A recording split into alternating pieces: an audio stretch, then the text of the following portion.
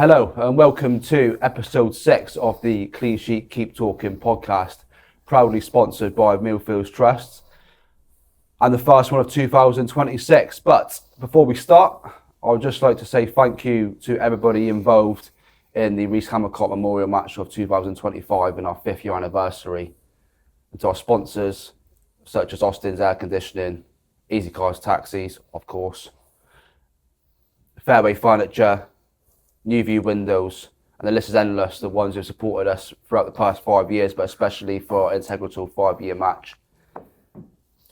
So, today our guest, a bit different to what the normal crack's been, but is Jon Pilkington, the owner of Pilkington Estates. So welcome, Jon. Thank you, boys. Thanks for Got having the me. right Pilkington then, yeah? Got the right Pilkington, yeah. No, it's good to have you on, mate. Like you say, we normally have it's people that me and Ty sort of know through football and things like that, so you're a bit out of the normal guessing, but it's about, well, I said to you before, it's about just getting to know people, getting to show that, young men can sit and have a chat without, slagging each other off and absolutely. talking about cock and balls and stuff. Yeah. We can talk about that as well. Yeah, we can talk about it. Yeah, we'll put an 18 thing on the thing, not for children. But yeah, mate, just obviously, I think some people probably know who you are, like you say, if they drive through Stoke, they see a nice big sign, don't they, with your name on it. See the chandeliers. Yeah, exactly. Yeah, the nicest looking estate agents in Plymouth, mate. You got to say it, yeah. But yeah, just sort of would get to know you a bit, mate, today. So obviously, born in Plymouth, from Plymouth, yeah. Yeah, born in Plymouth. So lived in Plymouth all my life. Yeah. And yeah, I've had a weird upbringing, to be fair, which not many people know. So cards on the table, it's a strange one. So my background, like I say, born in Plymouth. I'm 33 now, 34 in March. Born into a religious family, put it that way. Okay. So very religious parents. So upbringing was certainly very different to my social group, if that makes sense. So the boys that are my best mates now have been best mates all our lives, completely contrast environments in terms of growing up. So sort of winding all the way back. So in a big family, I've got 4 brothers, 2 sisters. I'm the middle son, so I've got 2 older brothers, 2 younger brothers, and then 2 much younger sisters. Okay. So was a relatively, I'd probably say, strict household. Certainly from my dad's side, the strict side was there. My mum's a lot more laid back, bless her. But so brought up with rules and what you can do, what you can't do. And I've got different views on religion because of that, in all honesty. But so brought up in that sort of environment, going to church once a week, associating with that sort of group, if that makes sense, which isn't really my thing now, but everyone's different. So that was a little bit different for me anyway. Then moved into primary school, went to St. Paul's Primary School in St. Budo. I was a Budo boy initially. Left there in year 4, reason being, so it's where my life got a little bit different. So my oldest brother went to a different school in Exeter, from memory, very small community school, which closed down. What most of the parents then decided to do was to home educate their kids for the last couple of years before they did GCSEs, that sort of thing. My parents at the time thought that would be great for us to do as well. So from year 5, I think, up until the equivalent of year 10, year 11, was homeschooled. Oh, wow. Yeah, which was strange. The stigma of that, right, is it's usually, all due respect to your listeners, it's usually a bit quirky, it's a bit different. You're not exposed to what you would be in the standard schooling system. So I really struggled with that, because you either buy into that and you think, this suits me, I'm a bit quirky, I want to be by myself, so homeschool's great, which it probably is. Or you're staring out the window thinking, this is shit, I'm not enjoying this whatsoever. My mates are doing that, I want to do that. I've got these rules to live by, my mates do that. And so I clashed massively with my parents over it, ultimately, especially my dad. So there wasn't really a bond there at all. There's a lot of resentment held for that. But got by, did that. For me, I was quite lucky. I was always quite outgoing, so did a lot of sport, played a lot of football, a lot of tennis, a lot of badminton, squat, literally anything to get me out and socialise, and I'd be doing it. And had a very good close-knit of mates, probably from the age of, what's year 7, what's my son, he's year 8, he's 13, probably about 13. One of my lifelong best mates introduced me to his schoolmates, and that was it. That then just suited me, and I thought, fuck this side. I don't know if you can swear on here. We do all the time. That's the life for me. That's what I'm living. Don't get me wrong, they're great now. They were great then. Egg Buckland School, Hartley Vale kids. So we're not talking about sort of, awful way of living. Just for me, a normal way of living, which wasn't governed by these rules and religion and just what I didn't believe in really. So powered through that, got very, very close with them. Sat GCSEs. Then first time I went to senior school would have been my A-levels at Devonport High. Okay. So had no idea what to do at 15, 16, so just assumed you do your A-levels. Yeah. That was weird for me, mate. I remember my first week, the way I would look at it, I was almost acting in sixth form as if you would in year 7 and year 8. Yeah. So I had an arranged fight with a boy the year above down in the park. I was thinking, oh shit, we can skip lessons and get away with it. The rest of the kids, and it's Devonport High as well, right? It's a grammar school. They're all thinking, who's this idiot? We've all settled down now. But I'd missed the whole of the school era, so I was trying to play catch up, doing everything in my first 2-3 weeks. So it's.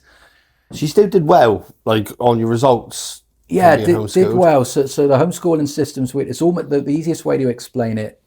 It's a very American curriculum that we did. So I probably missed out on a huge amount of what I would call normal education. So what my kids are now doing in school, especially English history, the 3 levels of science, your biology, chemistry. I never picked up a Bunsen burner in my life. Yeah. What I would say is almost like just doing homework every day, and you sit and read through a book and you learn it and you answer questions. So your dad's obviously a teacher.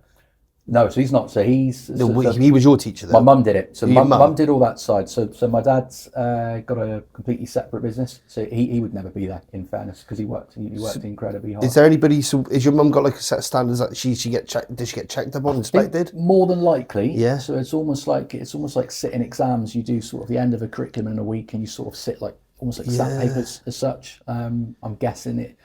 I don't even know the extent of how much it's regulated. Yeah. Because in fairness, by the time I was about 14, 15, I realised that my mum's got all the answer books in a cupboard, and I thought as soon as she does shut the shop, I'll unlock the cupboard, we know where the key is, I'll write the answers, and then I wouldn't do any work for 6 hours a day. I think nowadays it is regulated. So if you're homeschooling a child, they have to be tested. So I didn't even thought about it. I thought it was like very hippie-ish, like about we're just going to teach our kids how his life and that. I didn't actually.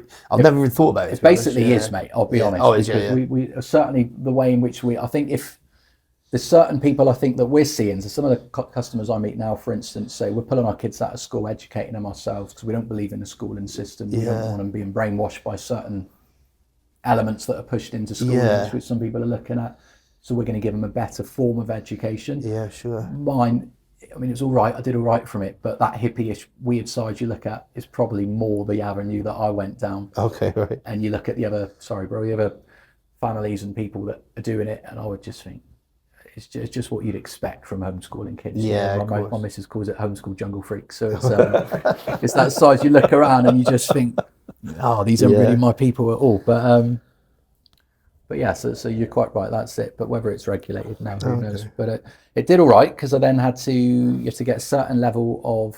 Ours wasn't GCSEs, but you sit sort of final exams, and it's the equivalent. I guess it's almost like an American equivalent of the GCSE results. So you show that to the schools, and it must have been all right for DHS to say, come sit A levels. Don't get me wrong, they're the easiest A levels in the world. I did art, PE, and media and business, so may as well have not gone.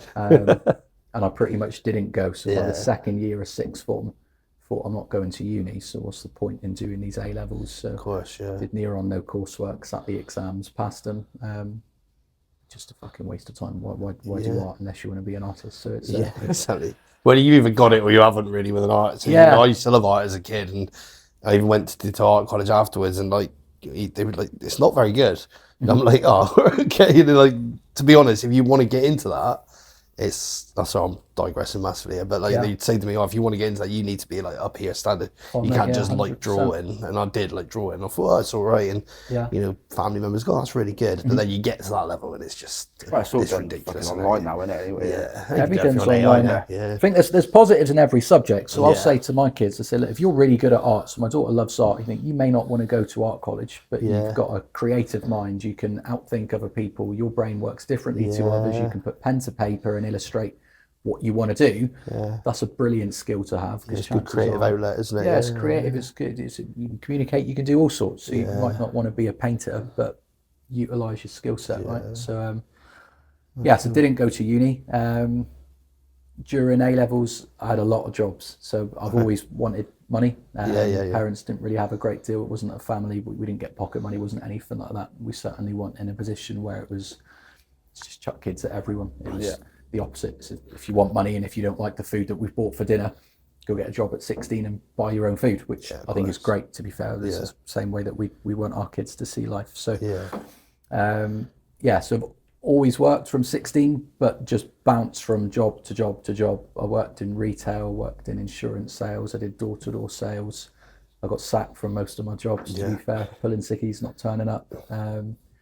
Just because I didn't enjoy it, to be fair, mate. I think I probably clicked at a certain age where I thought, actually, if you don't, so church is a good example. I had to go church every week till I was 13, 14. Sat down with my mum and said, I hate it, I just can't stand it. And she said, well, you're 14, if you don't want to go, it's up to you. And I think that just changed in my mind. I thought, if you don't want to do something, just don't do it. No one can make you. So I was the same throughout employment, really, where I just thought, this job's shit. I'm selling shoes in a shoe shop. I can't stand it. So just wouldn't turn up, sacked for a reason I probably can't say on your camera, but didn't really invest my time or energy into it whatsoever. Started doing lots of sales jobs, loved it, which was really good. So did insurance sales, which was great, but just the drive to various elements didn't work. And then got into a estate agency at 20. And that's when my career began, really. Okay, well. So we'll get into that in a sec, because obviously that's what people know you for. So going back to the religion thing, what religion was it? Christianity? Christianity. It's weird, because people say to me, Catholic, Protestant, whatever all these new things are, I just know it is Christianity. Right. They read the Bible, they believed in God, and would say, this is how you should live your life. Which is great. And I have this conversation with my mum and say, if you need religion as a guidebook to be a better person, fantastic. And I'll meet people that will go to church and will still go out with their mates and drink and would still, it's just the rules. I think it does lay good foundations for, like, say, I was brought up, like, in a Catholic, not so much at home, but through school, because obviously when Bonnie's went to a Catholic primary school.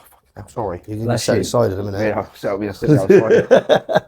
Like, so my thing was very much through school. Do you know what I mean? So that was where I had all the religious stuff, and I think it does lay quite good foundations. But it was really weird on the way here. I was like thinking, like, just stuff that we could talk about and that, and like just in my head, religion popped into it. I didn't even know you had a religious background, and it was more the fact. I don't know if you noticed, like, quite a lot of people now are sort of going the other way. You've gone from having a religious upbringing to not really feeling it. I mean, a lot of people. I don't know if you've seen it, a lot of younger people that weren't brought religious are sort of finding religion, and maybe not so much to the extent where it's like devout in its thing, but it's sort of, they are sort of being drawn to the church a bit more now. Have you noticed that? Yeah, so for me, I think that's the biggest difference. Certainly when I was a kid, from what I experienced of religion, it was, this is just what you do. These are the rules. So your classic ones, you don't have a sexual relationship unless you're married. You don't go out and drink, you don't smoke, every single element of it, even to the extent of homosexuality is frowned on, anything like that at all. That's what the religion was that I was brought up in. I think now, because the world naturally has changed, and it's a case of religion now, as you see, your celebrities are a prime example. We don't follow that side of it, but we believe in God and believe in being a good person and not being a twat, basically. Exactly, That's great. If that's what your religion is, just to be a better person, then brilliant. But if you're force feeding this book on people, it's a different story. But as you said, it's the same with a lot of stuff in the school subjects nowadays. You can actually pick what you want to learn, as opposed to being, you've got 2 hours of RE, right, and you'll get 2 or 3 people in that class who actually enjoy it and pick something out of it. But when it's like forced upon, it's like on forms until I was 18. I said, what religion are you? I was a Jedi. Because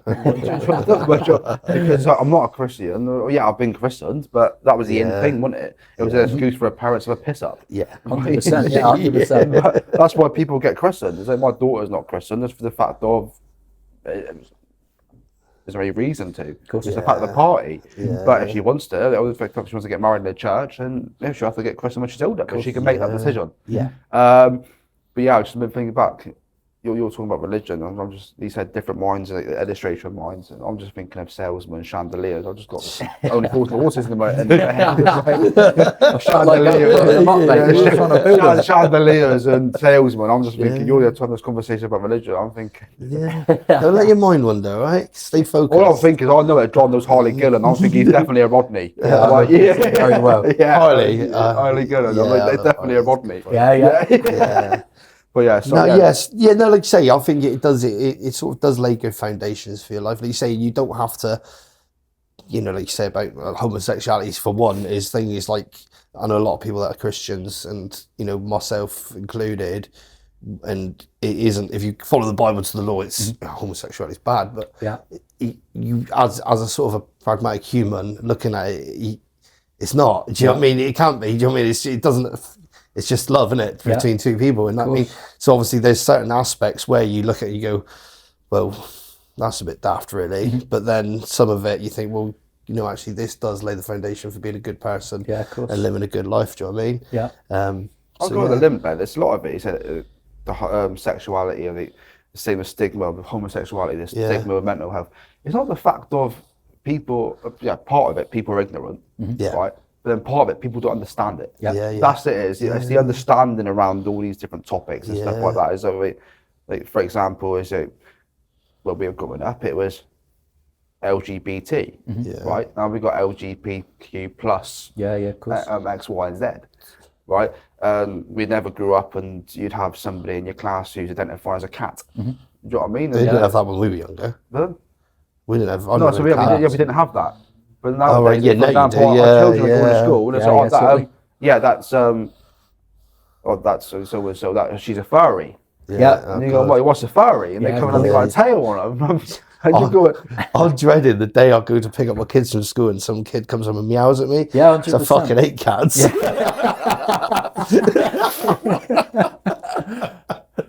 Fairly parked,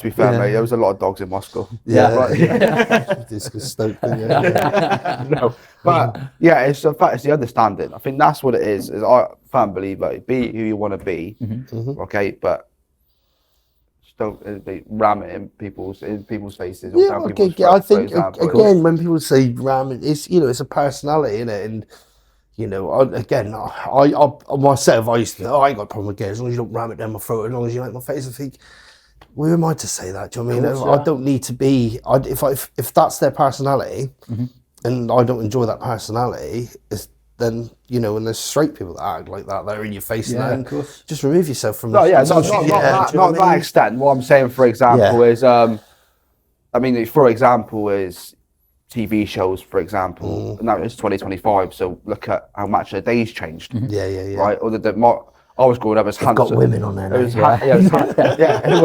Hanson, Lawrenson, Lineker. That was the three that did a match a day, and then they've changed it because they've had to hit every box.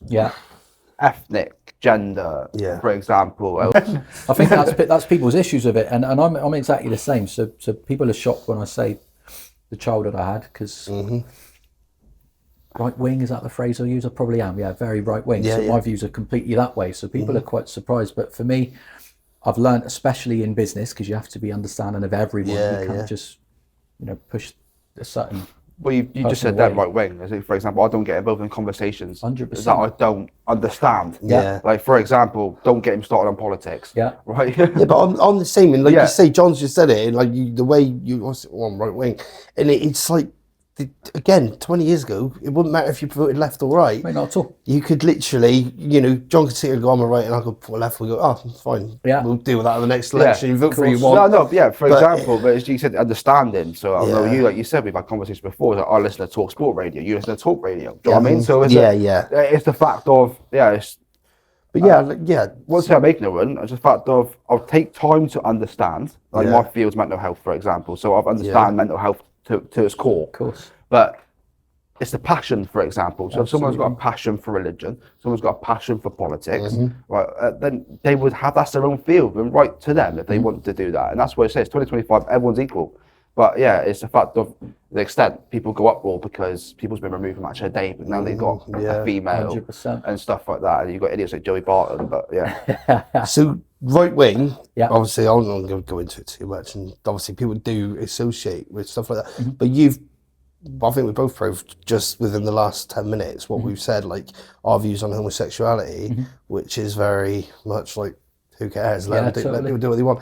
And that's not typically associated with being right wing, is it? Everyone's, oh no, you're homophobic, you're right wing. And it's like, well, it's not. You know, I'm not homophobic. I think that's the issue though, mate, isn't it? So I would say almost every single person, bar my mum, I would associate with, I would say is right wing. She's about as left as you can get, but she's lovely. She's a hippie, she lives in our left wing world and she's happy. And as long as she's happy and she listens to people's views, that's great for her. Everyone else I know I would call right wing. Yeah. Not one of them would be offensive to a gay person. Not one of them I feel was racist in any way and would discriminate anyone. But they've just got certain views. And I think like you touched on, it's the fact that there's that stigma now with right wing where people think if you classify as right wing, you're a racist, you're a thug, you're a football hooligan. Right, so sorry, if we're talking right wing, so this is like Farage. No, this is what we're getting into. So we'll probably look at it from obviously John owns a business, I own a business myself. For us, the right side is more favoured towards how we live our lives. Oh, it's not politics. But this is what we're getting at, is like you say, it used to be about politics. It used to be like, if you're left wing, you know, it's more socialist background, you're more of a higher taxes, tax businesses, let them So pay. conservatives, is that what we're saying? That's Labour, yeah. Right wing's conservative. Right, that's what you're trying to pigeonhole it. I'm trying to understand. I'm sat here like you're playing tennis. Like, No.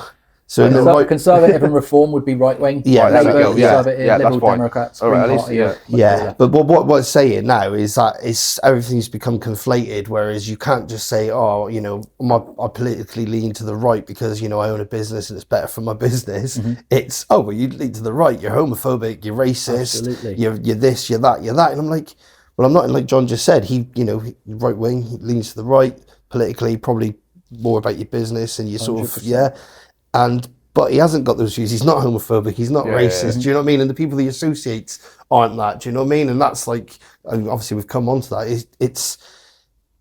That's a massive thing in the world at the minute, isn't it? Do you know what I mean? And it never used to be an issue where, you know, you wouldn't even know people's political backgrounds. Do you know what I mean? And now people are almost afraid to say it. And we're going on to that because that is criminal. Let's be honest. And it's everyday life. It's great. It's everyone on YouTube saying, yeah, your social media is shit. No, but what we're saying is it's great for publicity and great for stuff and getting stuff out there. But again, it's a negative side of social media. Yeah.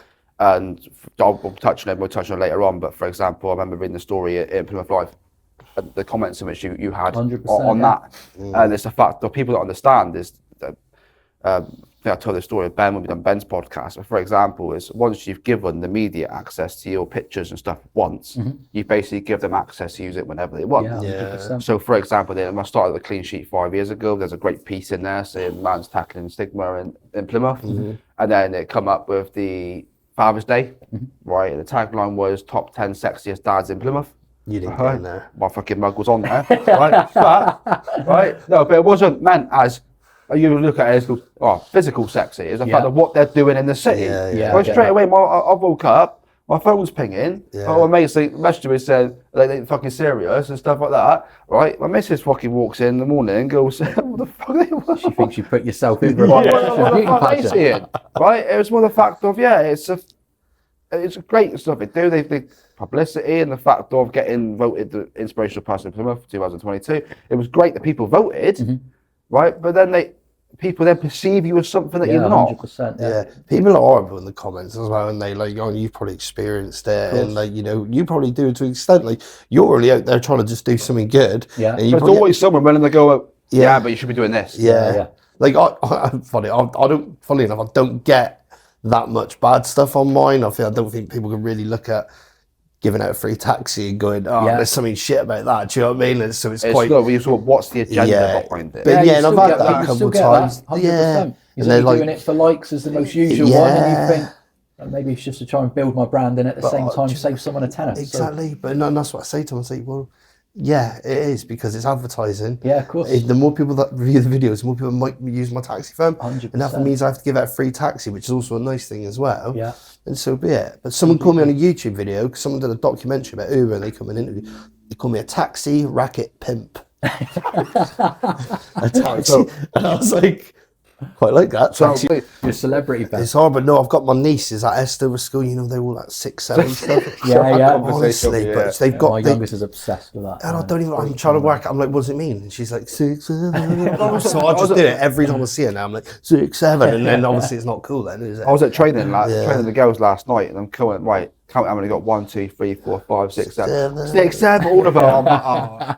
They made a sticker of me though. And like, apparently it's in our group chat with our Yeah, they friends. put a t-shirt, 6, 7. I'll do that. No, it's not. It's just a sticker of my face looking really stupid in one of the videos. But yeah. No. Sorry, mate. We're completely Nah, you're good, digressing. don't So worry.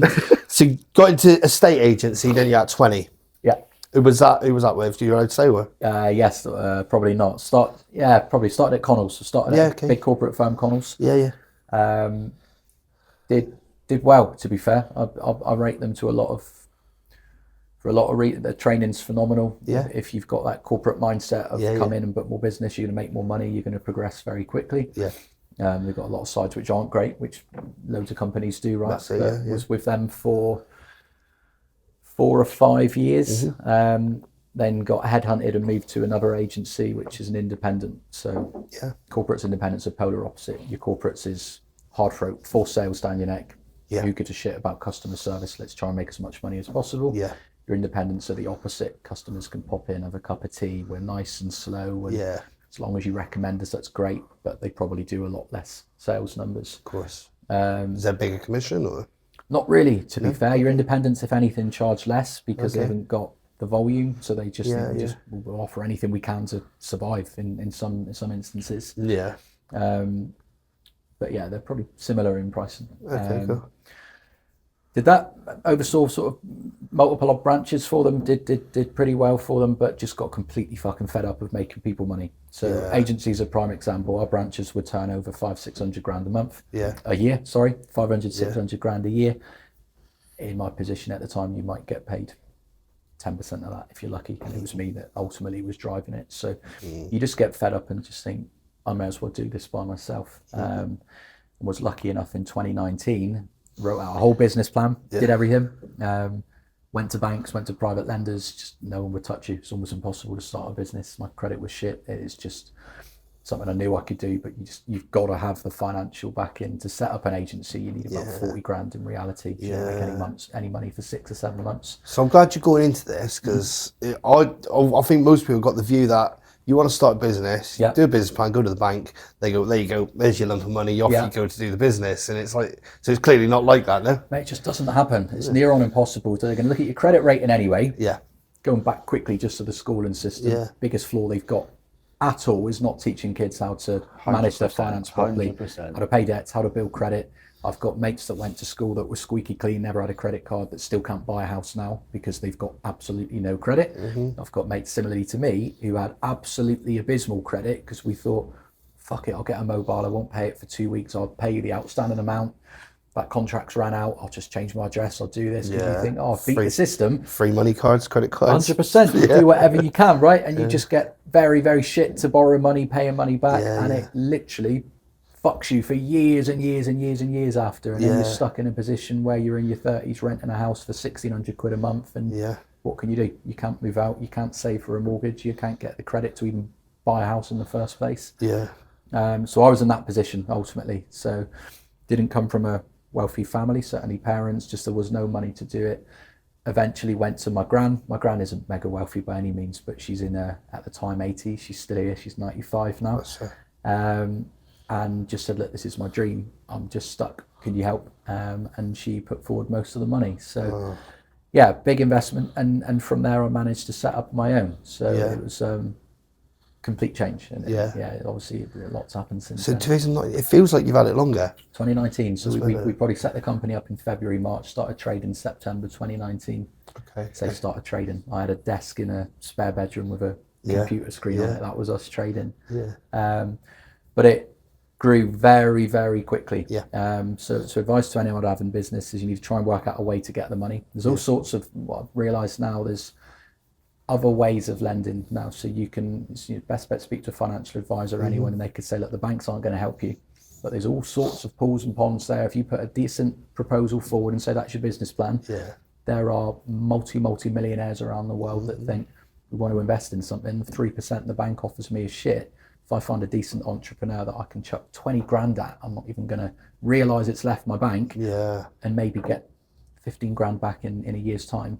It's a much better return. So there's other ways of getting finance. But we grew very, very quickly. So I worked by myself for 3-4 months.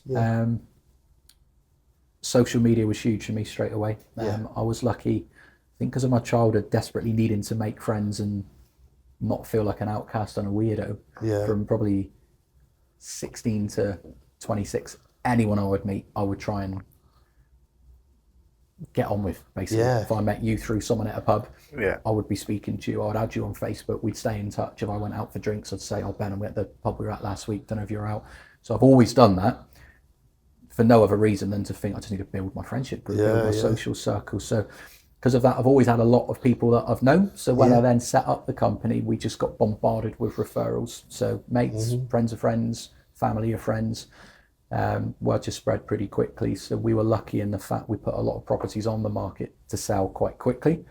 If you don't have them for sale, you can't sell them. If you don't sell them, you've got no money. If you've got no properties on, in 6 months' time, you run out of money that granny gave you and you're fucked. So we were lucky that we put houses on the market quite quickly.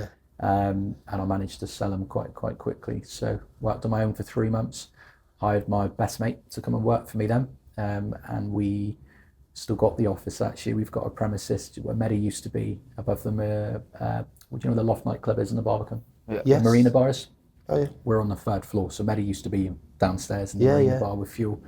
And he rang and said, if you want an office because you're getting busy, there's a space upstairs. Oh, nice, we did that. We still got that office. It looks very different now. It's got an 80-inch TV and a dartboard, and I take the boys in there to watch football. But so myself and my mate worked there for 6-7 months, and it just grew and grew and grew, got busier.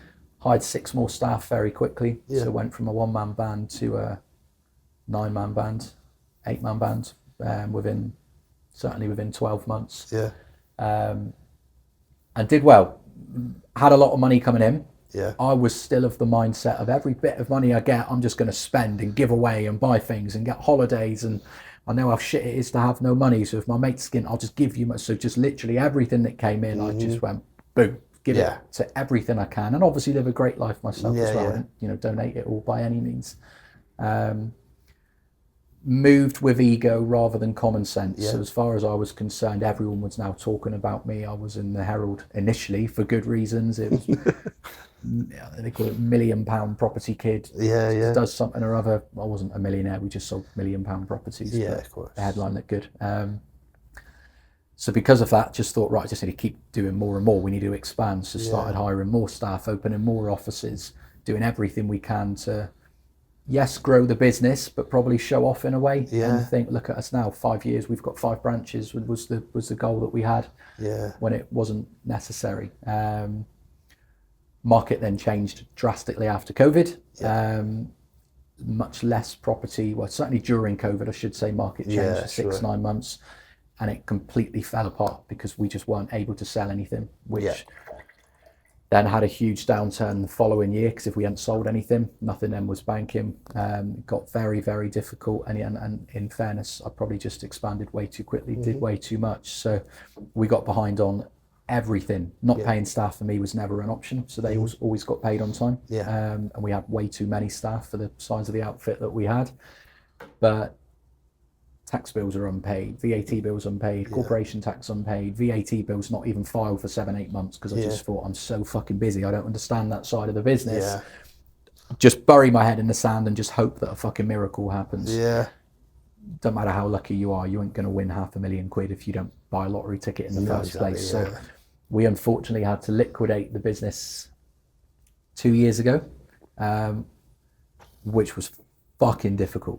Really, really difficult. I've touched on it with you previously, and people's mindset of that is, oh, you clever fucker, you dodged all that tat and you've managed to start trading in a different Yeah. name. It didn't help how they presented it in the paper, did Mate, it? the Herald fucking destroyed us. So the liquidation, if anyone doesn't know, is very, very long-winded. You don't just wake up one day and say, right, I've got those bills, fuck it off.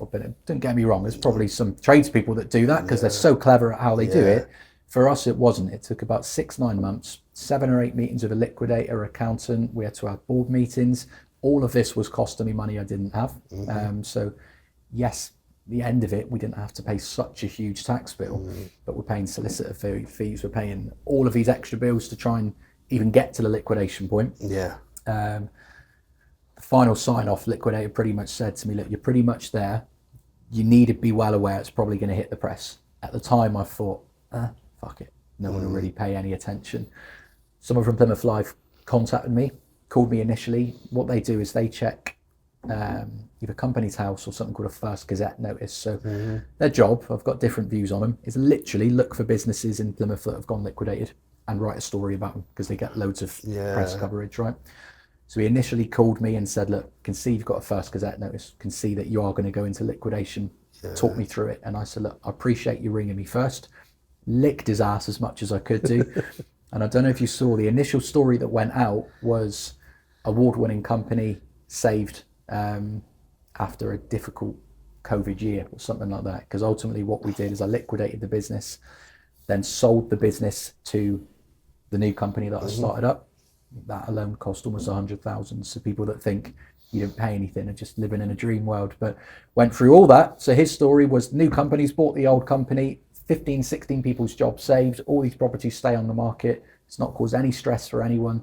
There weren't even any companies owed money. So no private contractors owed a penny at all. Unfortunately, the taxman was owed a fair bit. So that was the initial story. Few people jumped on that. They quite quickly deleted comments straight away. They could put a stop button because they obviously thought, let's stop comments. Yeah. I thought that wasn't as bad as I thought it would be, other than the fact that I've got mates and everyone ringing saying what's gone on and prying into it, which is always an uncomfortable subject. A week later, they put up another post saying Pilkington Estates goes bust. That one went live, went absolutely wild, went viral. That went on Plymouth Live, Devon Live, Cornwall Live, something called the Property Industry Eye, I think it's called, which is like a big national agency headline paper, picked it up as well. That went everywhere. That was fucking brutal. Like you touched, just the comments were insane, either from very poorly educated people saying deserves it, fucking scam estate agents are this, that and the other, rip people off, all those poor people owed money, and I couldn't reply to the comments because it just makes it go completely wild. If you get into it, oh mate, and I had mates that did, in fairness, and I probably would have, I was in their position, because they thought this is getting well out of hand. So they were jumping on it, and they were saying that you haven't got a fucking clue. Actually, he's got a family, he's got bills to pay, he's done what he can, he's set up a business from spare bedroom, he's got all his staff, no one's owed a single penny. We get the government's owed their taxes. Let's be honest, no one really likes the amount of tax we have to pay. If anyone else in my shoes could not pay tax, but still give all your staff a great life and try and give your family a good life, most people would probably do the same. You're paying tax on a lot of other stuff, even while doing the business. You're also paying your staff who pay tax. Yeah. You're keeping people in work. Do you know what I mean? It's, like you say, it's not one of them things where it's ideal. You probably wouldn't recommend it, but, and this is probably the thing to point out as well, because I've seen the story, and my thing was, cheeky fucker. Yeah. And do you know what I mean? And my uncle runs a business, and I was talking to him, and I was like, how the fuck's he pulled that off? Yeah. He said, I didn't know half of it. You know, I didn't realise you had to buy the other company for 100 grand. I thought it was literally. But don't get me wrong, it's still a good result. So you have to agree a settlement figure with who you owe money to. Yeah. So if it's minimal, they'll just say, so if we did what some people do, and we owed loads of people 500-600 quid, 2-3 grand, most people, if you're, say we owed a photographer 2 grand, they might just go, they've liquidated, what's the point? We didn't owe anyone small amount or any money at all, because it was such a huge amount of tax bills. We had to agree a settlement figure for the new company to buy out the old company. Company has to be valued. You have to pay for a valuation. That gets assessed by 2-3 people. They have to agree what the price is. You then have to contribute up front and then money each month. So there's all sorts of costs that go into it. We also made the choice to sort of fight a court case. Usually if you liquidate a company, your name has to completely change. You can't be a director. My accountant ultimately said, look, we can clearly prove here you've not illegally traded, you haven't done this deliberately. Yeah. The company is named after you, it's literally your name. Yeah. You've got a right to use that name, and this is the first time it's ever happened. So it's not as if you've done this several times and you're going to get written off as a director. So we fought that in court, which cost an absolute fortune, but it all won in our favour. We could still trade as Pilkington Estates, which was a godsend for me for marketing and costs, but also just for my own pride. If it was called something else, for me, I would think my dream failed ultimately, and this is something else. Whereas now there's still that sense of, I made mistakes. Yeah. We absolutely learned from them. That dream's still continuing, albeit with a different company's house trading number. And it's not that uncommon, is it? It's really common. And this is what the thing, obviously you've kept the name, but like, you know, it's, and I don't want to go into it, but Taxi First used to be Taxi Fast. Yeah. Do you know what I mean? And there's other companies, you look at them and you realise they weren't called that before, and it's just something little changed. And obviously when people know it's Easy Cars, it goes to Easy Cabs. Yeah. No, I'm joking. Hang on. You've also seen over the years in Plymouth, cab firms amalgamate and become one. Yeah. Right. That's an easier way of saying we'll buy you out, we'll make this thing, for example, but then we'll split it. It's ultimately because, unfortunately, it is so fucking difficult to run a successful business. You either say, I'm happy doing this as a little hobby and I'll put some money in, and if it makes me 1,500 quid a month and I work my ass off, great. But if you want to expand and do it differently, you get to a point where you think, to get any better, I need to hire more people. That's going to cost me money, so I'm going to be paying out before I see any return in 6-7 months. And don't get the government's fucked us, mate. Taxes have gone up and up and up. People look at it and say bounce back loans were great. You've still got to fucking pay them off with interest. It's just, you got given a loan for the first time. So it's not easy at all. I mean, our tax, they're just insane. The tax bills we pay, corporation tax, and you think, there's no wonder people repeatedly get a year, 2 years in and think, I could either pay 100 grand tax bill or I could just liquidate. It makes no difference to me. I've got 2 members of staff and I'll put a different name in the company, and I couldn't care less what people think. It's no wonder people milk the system and think, I'll just keep doing it, because if not, I can't survive. My whole profit share is gone on taxes. What's the point in even running the business in the first place? It is hard, and it's like something I didn't appreciate. And like, you know, when we started Easy Cars, we had no capital, nothing, you know what I mean? And it was the same setup in the back room of my mum's spare room with a computer, and that obviously, once you get a few more drivers and they start using mum's living room like a driver's waiting area, you're like, right, we need it off like 12 o'clock at night. Sat there smoking, the whole room full of clouds. Honestly, I kid you not. Like, obviously, me, mum, dad, and my brother used to like rotate the shifts. So it's a 2 up, 2 down house. It's tiny, right? So you obviously know where we live, don't you? So mum and dad would be in bed. I'd be in the little room doing the controlling. I'll be going up, doing the phone, running down, making cups of tea for the 3 drivers. 3 big old drivers sat in the front, clumping around this tiny little fucking 2 up, down house, smoking at the gate. And I'm like, how are they sleeping through that? And I thought, right, we need to go into an office. And we actually moved into an office probably a lot earlier than we could afford. And it was, but it's like you say, we've never had, you know, bad credit rating. Like earlier when you were saying about describing like being free and easy with money, being in your 30s now and you're renting a house because you can't afford it. That's me. You just basically described me. 100%. And everyone thinks, oh, you've got this business, especially me. And they're like, you must be coining it in, or you're 100%. minted. And it's like, I'm not. Like, my missus drives a 2009 Honda CR-V. Do you know what I mean? We rent a house in St. Buda, which is a nice house, but it's you know, it's more than, we can't afford to save because we need that size house for the kids. Do you know what I mean? And stuck in the system. And then you're just literally in the business, and it's like you think you're getting ahead, and then it's like you got to pay all this, and then I've had the VAT man on the phone saying, "Oh, when are you going to pay this off?" I'm like, "Well, I'll be honest with you, mate." And I said, one of our biggest debtors that we owed money from is the government for a contract. I said, so you get that paid for us, I'll give you your VAT money. I'll see you later. And they were like, oh, all right. And it is, and you know, we had a thing where we quite stitched up really with the taxing. It's not cut and dry with the profit. So a lot of money comes into the business that isn't classed as revenue, so it doesn't take you above the threshold. We had an accountant who claimed he could do it for taxis. He couldn't. And he basically stitched to us, said, you don't need to be a VAT registered for 2 years. After we should have been VAT registered, we got another accountant to do our books, and realised that we should have been VAT for 2 years. So not only do we have 46 grand, which may not seem like a lot for a big business, for us, That was massive. 100%. So we've gone back through all our invoices. Can we backdate the VAT? Like Plymouth City Council, brilliant, did it. DSA government, disability support allowance, no. Right, but you can claim this back. It said like all we got to do is send you a VAT only invoice for what we've had off you. You can pay us and you can claim that back off your VAT. And they were like, no. Do you know what I mean? So we had to find 25 grand of our money to pay the VAT. And then I thought, finally, that's done. 10 grand fine for being late. Yeah. And I was like, why are you fining us? I said, we come to you. Yeah, I come to you. Like, we said something isn't right here. We got a new accountant, redo all our books. He's gone, so we paid for all that, come to you, say everything, and they've given us another 10 grand fine. Wow.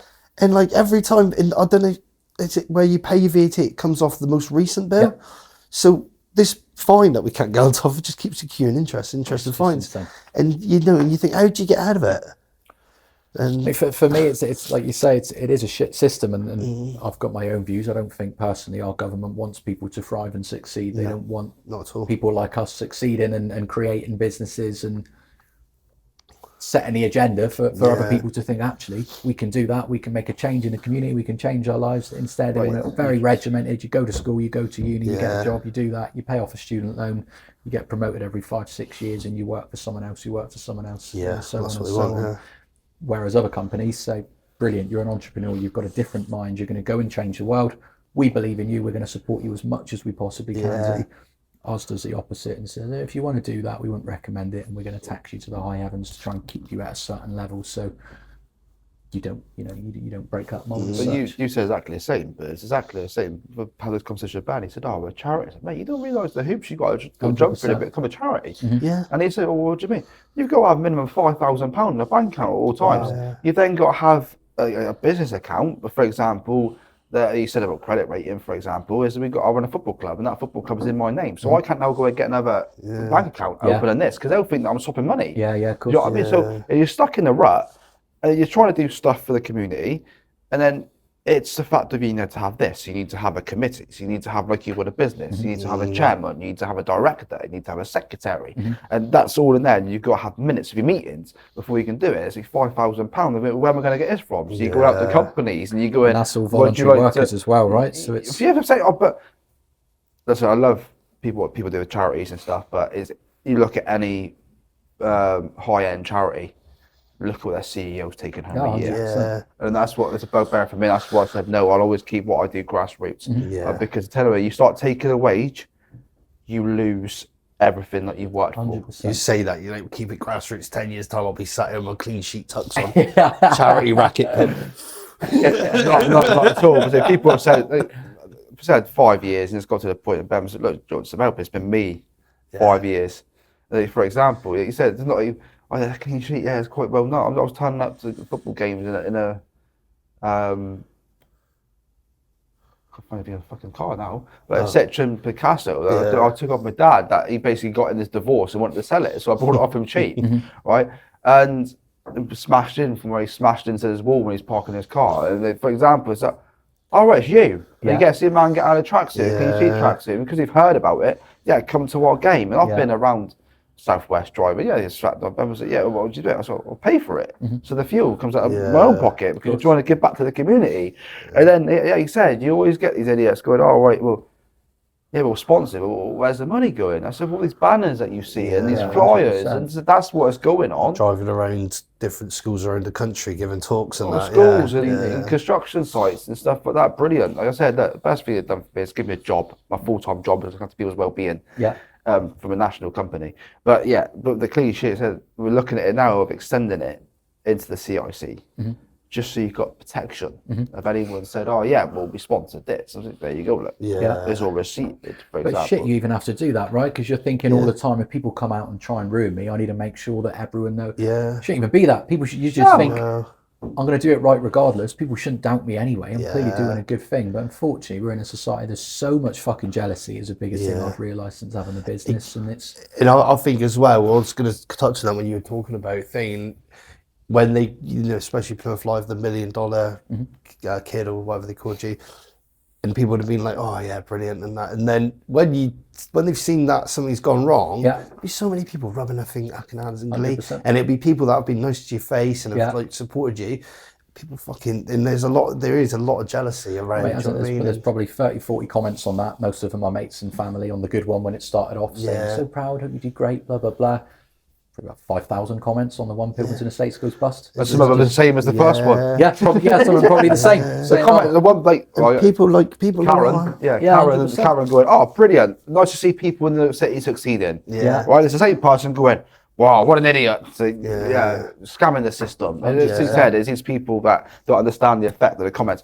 But again, like I said, thinking back to the beginning, when they don't understand. 100%. And it has that feeling as well. We noticed it when Uber came to Plymouth, and there was a lot of comments on social media.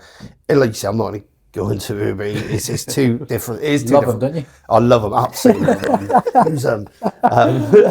It's very different thing. They focus on the ASAP market. Like you say, we've kind of accepted this. Friday, Saturday nights, it's going to be Uber with us, with pre-bookings, with older people. Do you know what I mean? And it is two different models. And but at first, when they come, everybody's, oh, we're buzzing, Uber's here, it's going to bring so many more drivers. And like, obviously, being in the trade, you know that they're not bringing drivers, they're nicking drivers. Yeah, and what they're going to be doing is dismantling the business that are already here. And it's frustrating because everybody thinks that they're this saviour.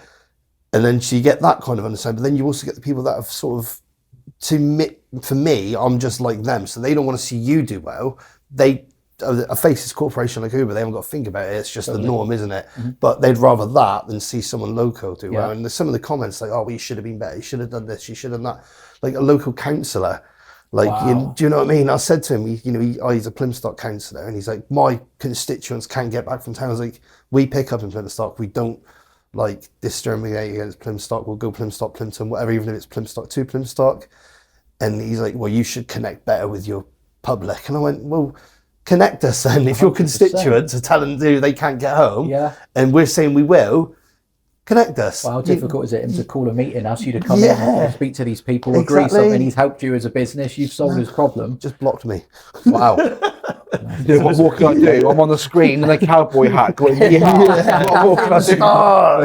What can I do for my company? But and that you say you get a lot of that, and it's like, so obviously we're saying about what the charity, the cause is, Clean Sheet.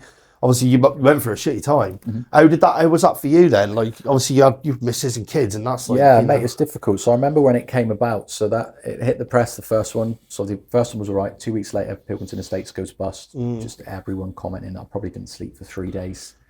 Biggest thing for me, I remember I didn't want to leave the house. I spoke to my partner, Megan. I said, look, I don't want to... I'm not really an anxious person. I'm not a nervous person. Felt physically sick. Didn't want to leave the house. 3 days in, she went, you do a food shop. Remember, we went... M&S probably. When M&S, I remember walking around, mate, looking around, head down, completely fucking paranoid. Yeah. No one in that shop had a fucking clue who I was. As far as I was concerned, every time I walked into a different aisle, people are tapping each other, pointing and whispering. So it was horrific. That got a little bit better towards the end of the week when I had mates really supporting and Megan behind me just saying, look, just don't fucking worry, it will disappear. 2-3 weeks time. Yeah. You'll have agents that talk about it for 2-3 years because they want to try and win your business. But you've got to take some repercussions of fucking up a few years ago. But the general public will forget. About 8 days later, it went back in Plymouth Live and every single publication again. And I think they said, award-winning company goes into liquidation rather than bust, so they just posted it again, and it went on and on and on and on. It's the engagement, they were getting the engagements, they wanted it again. They probably looked at it, they probably had a board meeting and said, which article got the most clickbait this month? That one went through the roof, or we'll just keep posting it without any sort of understanding of what it did. Not that they had to. I mean, don't get me wrong, and I've got my views on Plymouth Live because they've done the same to other mates' businesses, and for me, they've got certain agendas against certain people. I'm blocked. For whatever reason. I'm blocked from Plymouth Live, been blocked for 5 years. I'm not surprised. I think, I don't know if I'm. A lot of my mates are after the comments. They right, so I've got a limit here, right? If I put Plymouth Live into my search, message, right, they messaged me about the clean sheet. It was quite funny because the picture, I was laughing the first ever time they messaged me and said, oh, we've seen what you do with your story. They contact you via Facebook.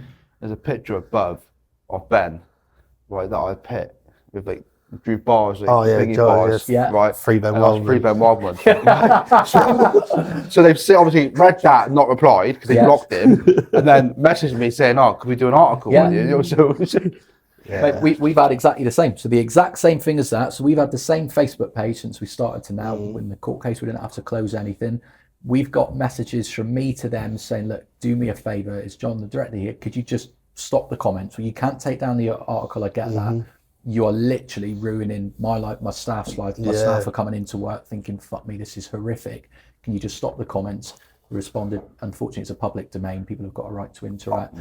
6 months later, when we started up again, they now message us every time they want to post one of our properties saying, hi guys, this property looks great. Can you send us the images directly to this email? So you think, if you scroll up, you can see where you absolutely battered us for about 2 months. Yeah. And now you contact us saying, oh, that property you put on in Manor Mead's popular. Do you mind if we post it? Can you send us the and you go, write-up?" "Sorry, unfortunately, it's a secret domain." Oh, we just stopped. It sounds pathetic, but we just thought, fuck you. So we're not sending you anything at all. So there's some which they just post about authorization, which we're not going to tend to take it down. Don't get me wrong, they're helping our vendors out, but we don't need their publicity. So they post, just share it, say take it off your page. And then, Yeah, 100%. Because we've got a Facebook page and it's public. They've ultimately said if anything is public, we've got a right to repost it. Same as if I posted something and it was public, you technically have got a right to share it. If you don't, I don't want you to, I'll make it private and you can't share it. Because they'd say, well, it's public. Anyone can see it. If you make it private, then people know they can't screenshot it and post it as their own. But of course, our business page, everything's public, right? So it can be seen. So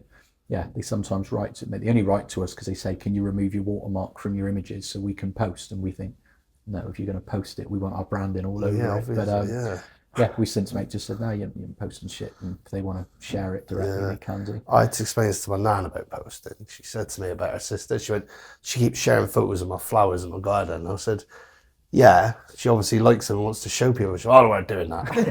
And I said, well, what do you want me to do? Like, she said, why would I stop her? I went, you have to remove her as a friend. And she went, yeah, go on then. Remove your sister as a friend on Facebook. Brutal. So I don't It's a different era. Yeah. So obviously, like you say, it was hard getting out and about, but like, obviously your missus, great, you're very supportive of you, good friends as well. Obviously that helped you, didn't it? 100%. Mate. In all honesty, I look back on it now and think, if I didn't have the missus, didn't have the kids, because I wake up every day and think, why are you working your ass off, John? And I think, there you go, there's 3 reasons right there. It's the kids, right? Absolutely. So one for the missus, one for the kids. And if I was an awkward homeschool jungle freak that didn't really have any mates, fuck knows what I would have done, because it was just insane. It was horrific. Didn't want to go. I remember 3 days later I went to Argyle, was just there, and naturally you see the boys at Argyle, no one fucking comes up saying, what do you think of the game? They go, swim Plymouth Live, and they don't mean anything by it, but in your head you're probably thinking, like, no one fucking mention it today because I haven't slept for 4 days. Naturally everyone, even your mates who are concerned, would go, mate, I saw the article, and you just think, mate, just fuck off. So it's difficult. Leave it, so when you say about that, with the business accessible, well, it is a successful business. You're back up and running, you know what I mean? And in my eyes, you're one of the most well-known estate agents in Plymouth. All right, every time you turn a corner, it's Pilkington Estates. All right, that fucking chandelier. You moved, you were in the other office, weren't you? So we got the Barbican, we got Stoke, got one in Exeter, and we've just taken over a place in Lou. So, I didn't know that. That's what I do. Well done. Then Stoke, were you opposite the road? Or am I just imagining that? Is that it was Stratton Cribber? No, so it was the St Luke's Hospice. That's the one. Stratton Cribber. Yeah, you were never in there. That's like is it what's it called, the Mandela effect, where I've in my head, you were in that office and you moved. There's another agent that used to advertise. I know it. No, yeah, we right. Fucking plugging them on this, I tell you. They were all over Plymouth Live. But yeah, no, they used to advertise there. We've had that one for 5 years, but that's like our headquarters now. Can I not ask, do your staff not fucking hate you for the parking? It's all right, probably not. To an extent. We obviously on the Barbican, it's even worse. They've all got permits; they can go in any permit zone. But the Barbican was worse because there's more walking. Mate, Stoke ain't too bad. You got Molesworth Road. I'll see. I've come up Molesworth Road and jammed in traffic, everything like that. And you're like, what is it? It's just John parked halfway on the curb like that. I'm like, fucking move. That's usually my fault. That's why they tell me to work from home. So I'm one of these drivers. You drive at Molesworth Road and you get at the traffic lights, you look at this big fucking shining chandelier, and then obsessive, you're getting yeah. beat. Yeah, you get beat, man. Because you're looking at the chandelier, because traffic lights It change was to like green. to be time green for a second as well. Yeah, didn't you're it? looking, you're horrendous, coming. yeah. Hey, what's the right? I'm sorry. We'll go back into what's the story behind the chandelier? Yeah. It looks good. Yeah, but So there's 3 of them for one. Yeah. right. 3 of them. Mate, just looks good, and it's probably back in my stage when money was not an issue. Makes me sound like an idiot. I thought money wasn't an issue. You could spend whatever you get. So if we renovated an office now, we look into everything. We look into colour coding, what to do, how staff feel relaxed, natural, what seats are comfortable, what desks, what customers want to see. When I renovated that one, I jumped on the internet and said, what's the most expensive chandelier I can get that turns up within 7 days, because I can't be asked to wait.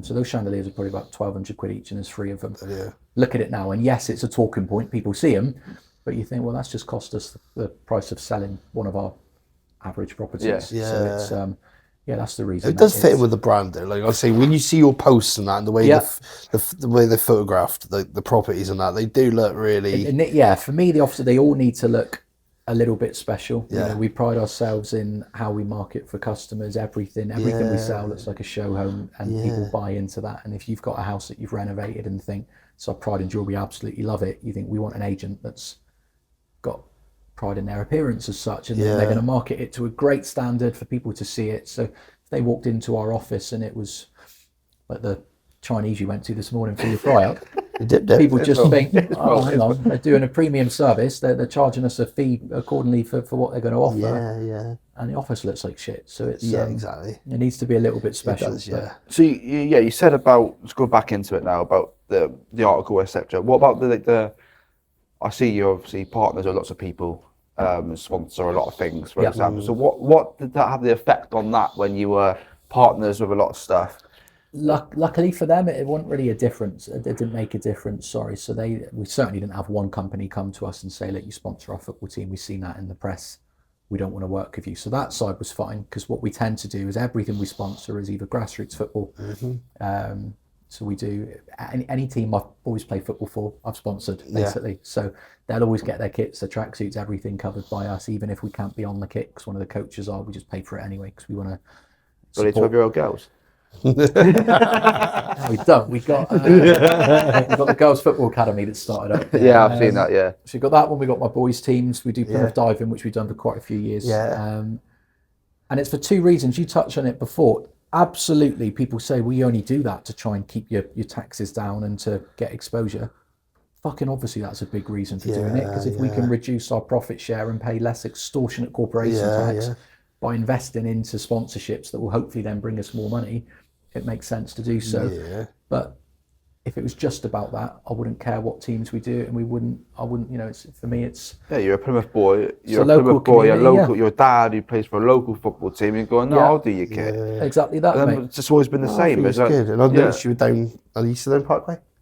Yes, still do Parkway. So we've got boards down at Parkway. I love that you do Parkway, because I think it's like, you know, everyone, and I don't mean this on no disrespect, because obviously it's great exposure, but everyone are you a Parguard as well? We did Argyle. Argyle's the only sponsorship we did and then pulled from. Argyle, as you can imagine, was extortionate. Yeah, I know that. Argyle's a prime example. Argyle for me was an egotistical sponsor. Argyle. We used to have the goal sponsor. Every time a goal went in, it would go Pilkington Estates on the big screen. Did that, mate. Absolutely extortionate, as you can imagine. I've got a season ticket, and 2-3 games in, I would look and think, by the time we finish going nuts after the goal, no one's even looking at that screen. No, exactly. Especially last season when nothing went in. If we don't score at all, don't go in, and the away goals don't go up there, so you're not getting anything.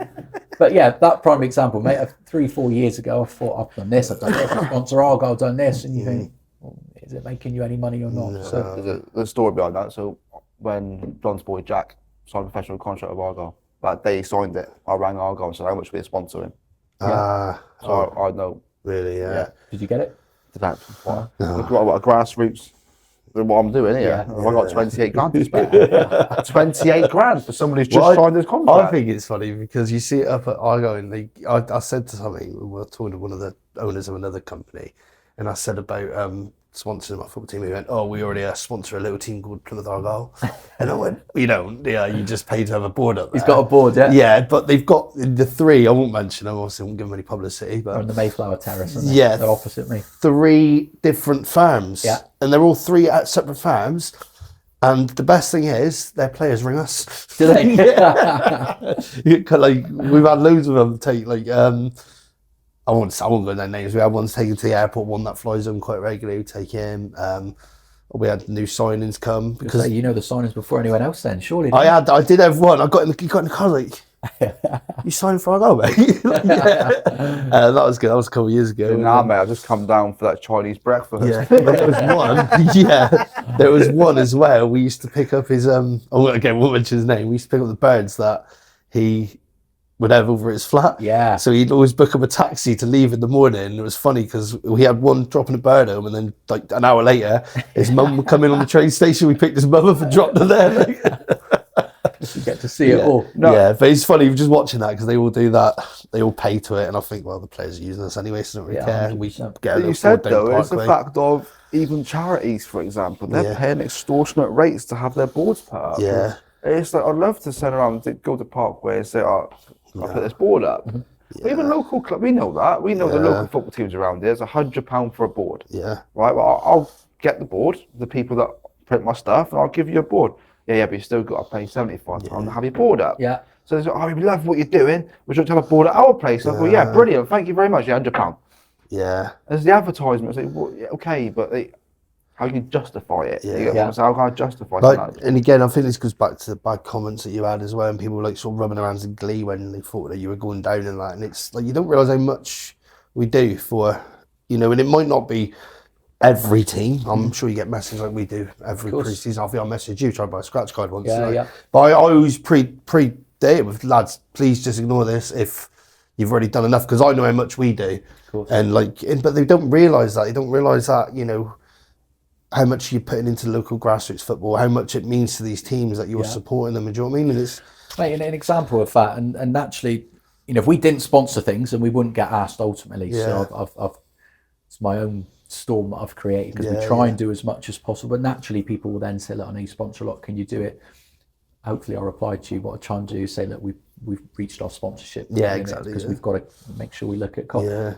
Mate, the amount of people that reply back saying, lol, take that as a no then, and you think, hey, you're asking for us to fucking give you money. Yeah, it's like an endless pot. But yeah, but people put like question marks after, and you're like, mate, it's like 8 o'clock at night. I ain't replied because we ain't gonna do it. Like, just take it as a no. Do you know what I mean? But it's and they forget you've got an accountant often going. Yeah, 100%. You've got to have a limit on this. Do you know what I mean? Like, my accountant literally was doing our books this year, and he went, "You've upped your sponsorship a bit," and I was like, "I find I'd say no," and he's like, "Well, you're gonna have to." The fact of, he had a phone call, said, "Do you want to play at home park?" And he went, "Yeah, all right, yeah." Oh, it's fair point. You can't say no to that. That's all right. Well, go on. Who tipped your shot over the bar? Rum and Larry. He didn't score it then, no? No. Oh, mate, He almost scored at home park. He pulled him in the bar mate, after and told him, "You ruined my life." Yeah. It is funny because obviously they do the celebrity game and they act like the celebrities, because obviously the sponsors pay to play. Yeah. And they act like you've never kicked a ball before in your life. And some of these celebrities are fucking awful. Yeah. And they're like, we'll give you 10 minutes at the end, we'll get the win, and then we'll get you 10 minutes. And I'm like watching some celebrity run like that. I'm like, get him off, get me on, because I'm better than him, even carrying an extra 5 stone. Yeah. And I got the ball and I've done a couple of things, and that he was, what's he called, Kev Cooper? He's like, Get a second look. oh, you're all right, yeah. Yeah. And then I took the play out of it, and it don't really move. I thought, oh, it's going in here. And actually, I mentioned this on Barry's podcast, but Larry just went, yeah, just tip that one over. We did it. We did that thing with Kev 3-4 years ago. It was all right. We did. We got the kit sponsor. Mate, I'm the same as you. I did it because he said, look, you and another person can play. Yeah. Mate, I didn't even play, but 2 of my mates played. They both scored though. So they Did they? You, so they both scored. But it was all right. Yeah. So you played a lot when you were younger? Mate, ish. So I would play. So DJM standard. Basically, Yeah. Second league DJM standard. So played. Loved it, mate. I'm football obsessed. Drives Megan nuts. The boys are now football obsessed. They play in a huge amount of football. They both train 5-6 days a week, so they're mega into it. I probably would have kept playing, but stopped playing at 16, 17 and got Ashton's mum pregnant at 18, 19. So your world changes then, and you think, I can't really just play football every day anymore. No. So it's I suppose you've got the thing as well, like when you go self-employed and that, it does, like, I think about it sometimes when I play football. One injury and it just completely impacts your life on it. Do you know what I mean? And I suppose especially when you're starting out, showing up to show people around houses on crutches, and that would be a bit of a bad look, wouldn't it? Like, mate, it's that, and I hate being shit at things. Yeah. So it's a gay sport, but badminton I used to be unreal at, best in the south, won everything. So all these trophies, and then I tried playing it a few years ago, mate, and my eyesight, so I could barely see the shuttlecock. So if I was playing football now, if I play with the boys, they're like, "Oh, Dad, you're unfit. Like you're blowing," and I'll think, "I fucking am unfit. It's been like 5 minutes and I can't fucking breathe." So the theme, yeah, we got the best in badminton in Devon, and Barry was the best at bowls. Bows, yeah, he was a Here you bows go. You're bringing in all the pro sportsmen. We're a pro sportsman now. Wait till we get the croquet champion. Yeah. Yeah, so I realised that badminton wasn't that cool at about 14, so that got sacked off. But yeah, live your dreams for your kids instead, right? So the boys both play football. Yeah, good. Non-stop. Enjoy it. Yeah, I love it. I really like it. Oh, good, mate. Good. So that's where they are. So yeah. No, I do, mate. So obviously we'll probably wrap things up. You obviously don't regret doing your own thing. Not in the slightest, mate. The biggest thing. So now I can look back on it and think, do you know what? If you don't make mistakes, you don't know what to overcome. Yeah. I know now at the age of 33, up until the day that I retire, to manage your finances properly, to not grow just for the sake of making yourself look brilliant, and to look at your bottom line profit and think, if we can make that much profit with that much expenditure, great, rather than that much expenditure for a tiny chance more profit, what's the point in doing it? So no, I don't regret it at all. I've learned from it. You move forward, but I've certainly learned that the world and what you think, everyone isn't your mate. There is a huge proportion of your mates that, in all honesty, are probably quite jealous of you. They probably do slack you off behind your back. If they're not ringing you at those times where you were in the shit saying, "Mate, let's go for a coffee, I feel really, really shit for you. Let's not talk about it, let's take your mind off it." They're probably not your mates, and I probably had a handful of people that would do that. That's what I was going to ask, the ones that you were giving the money to when they said they needed, "Oh yeah, I'll pay for this." When you first started, "Yeah, I'll take you here, I'll take you there. Let's get a box at Argyle, do you want to come?" and stuff like that. Were they there? Very, very few. Do you know the worst thing that I always mention when I talk about this? The worst thing for me is I would have mates that, still mates, so I'll be careful what I'll say, but I'll know that I can't trust them with my life and my wife, right? So I'll look at them, and they're the ones that would message me a screenshot, right, of the article. And I would say to mate, "I ain't seen it yet because I can't get onto Plymouth Live." And they go, "Oh, I ain't seen it either. It just got sent to me by a few people." And you think, so you're getting sent this by our so-called mates, because chances are, if you know them, I know them as well, rather than them ringing me saying, "Mate, fucking, do you want to go for a drink or something? What's going on?" Sending it around. Instead, you're all fucking sending it around, and you've probably replied something to them, even if it's something not that bad. You think you should be on the blower. So you learn from that, and you realise, actually, you might have all of these associates and people you call mates, because all of my life I've desperately tried to make as many friends as possible. Probably got 10, 12 mates that I would trust with my wife and life, and then you've got your missus, you've got your kids, and you've just got great people you meet later on that you think, you're probably my person, not that person that I cling to because we'd go out on the piss once a week. So yeah, that was learned from it. Learning, like, talking is the biggest difficulty, really, and I suppose it resonates with you guys. It's bizarre for me. In my job, every single day I'll speak to 7 or 8 people. Some of them are lovely first-time buyers, some of them are multi-millionaires. I find it very easy to talk to them. I find it incredibly difficult if someone said, "Mate, you look like you're going for a shit time, what's up?" No, sweet, it's fine, don't worry about it. So we're not used to doing that as blokes, right? I didn't think you're gonna finish that sentence when you said you look like you're going for a shit. Is that how you look when you talk? Yeah, you look like you're shitting, mate, basically. That's why I laughed when you said going for a shit time. I thought, I'm just laughing at him going, no. I thought you were going to say, just stop halfway through the shit. But yeah, so we're just not used to doing that, and unfortunately, I guess that's why mental health in blokes in particular is horrific. It's I did a bit of research. What is it? Highest killer of men under the age of 50 is suicide, and 75% of suicides is men. So that is completely disproportionate, and it's shocking. You look at it and think, if you go to the pub with a group of 10 mates, there's more chance one of them's going to kill himself than they're going to die of cancer in the next 20 years. But absolutely no one talks about that and thinks, why are people killing themselves? It's because blokes have a fucking shit time. And I'll be honest, mate, when you asked me to come on here, I looked at it and thought, as far as I know, I've never had depression. I've not been diagnosed. I've not tried taking my own life. But the more I thought my network of people is men. Most of them are dads. Most of them do have families and kids, and most of them do have mortgages. So they're all doing okay to that extent. But but there's probably more pressure on that type of person to think you've got your act together. People look at me and you guys and think you've got it all made, you've got businesses, you're doing this. When in reality, you don't. You come home, you finish work 9, 10 o'clock, you're absolutely shattered, and you sit there and think, I'm a shit fucking partner, my missus doesn't like me, kids think I'm a shit dad, I don't know how to do this, I don't know how to speak to my kids properly because no one did it to me. So you have all those pressures which absolutely lead to that mental health stigma, and it's no wonder. I mean, it's just shocking. Plymouth's just horrific. Once a month, someone seems to be killing himself, and it's always a bloke our age. And aside from you guys doing things like this, there's no uproar about it. If people were dying of a heart attack in their 30s every month in Plymouth, it would be the biggest fucking hype in the world of everyone thinking, what on earth is going on? Probably be, did the vaccine kill all these people? But it's a different story. Don't get me started on that. No, we could talk all day on that one. So you said about statistics, for example, we're never going to find the statistics, because even through those times that you said, we're not going to get Ben started. But you said about the COVID times, it's a fact of, okay, died by COVID. No. They killed themselves. They killed themselves. They went to the hospital.